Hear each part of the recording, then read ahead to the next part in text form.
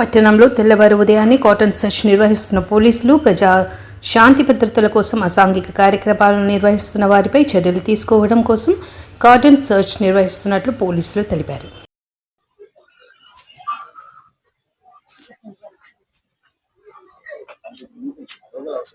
అందరికీ నమస్కారం. ఈరోజు సత్తెనపల్లి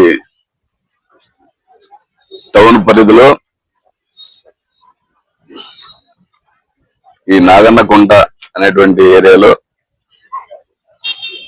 ప్లస్ సేనాది కాలనీ అనేటువంటి ఏరియాలో మా పల్నాడు జిల్లా ఎస్పీ గారి ఉత్తర్వుల మేరకు సుమారు 100 మంది పోలీసులతోటి ఆఫీసర్లతోటి Sattenapalli sub division officers and men తోటి కార్డినల్ సెర్చ్ ఆపరేషన్ చేయడం జరిగింది. ఎందుకంటే ఇది కమింగ్ ఎలక్షన్స్, మున్సిపల్ ఎలక్షన్ ఉంది రేపు సత్తెనపల్లి టౌన్ లో.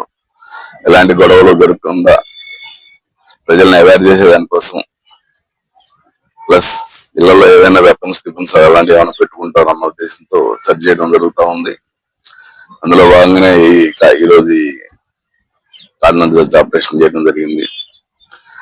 ఈ చర్చ్ లో భాగంగా మా సిబ్బంది ప్రతి ఇల్లు తనిఖీ చేయడం జరిగింది. తనిఖీలో భాగంగా సుమారు 32 రికార్డ్లెస్ ఈ కనబడేటువంటి వెహికల్స్, అలాగే ఒక కారు, ఒక ఆటో మొత్తం సీజ్ చేయడం జరిగింది.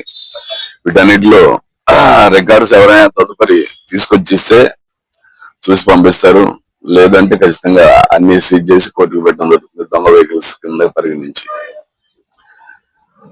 ఈ సందర్భంగా ఈ నాగన్నకుంట ప్రజలందరికీ కూడా ప్రెస్ ద్వారా మేము చెప్పేది ఏంటంటే, నాగన్నకుంటలో ఇప్పుడు కాదు, దాదాపు 10 సంవత్సరాల క్రితం నుంచి 30 సంవత్సరాల నుంచి కూడా ఇక్కడ అసాంఘిక కార్యక్రమాలకు కొంచెం నిలయంగా ఉంటుంది.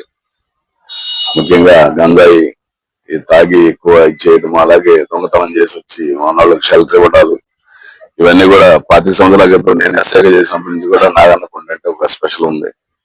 ఆ ఉద్దేశంతో ఈరోజు చేయడం జరిగింది. అయితే ఎలాంటి ఇల్లీగల్ వెపన్స్ గానీ ఏం దొరకలేదు.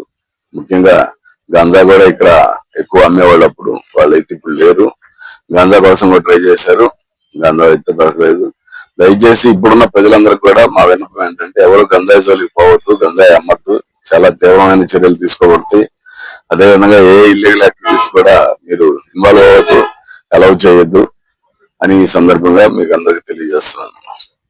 అలాగే ఇక నుంచి టౌన్ లో ఎట్టి పరిస్థితుల్లో హెల్మెట్స్ లేకుండా వెళ్లే వాళ్ళని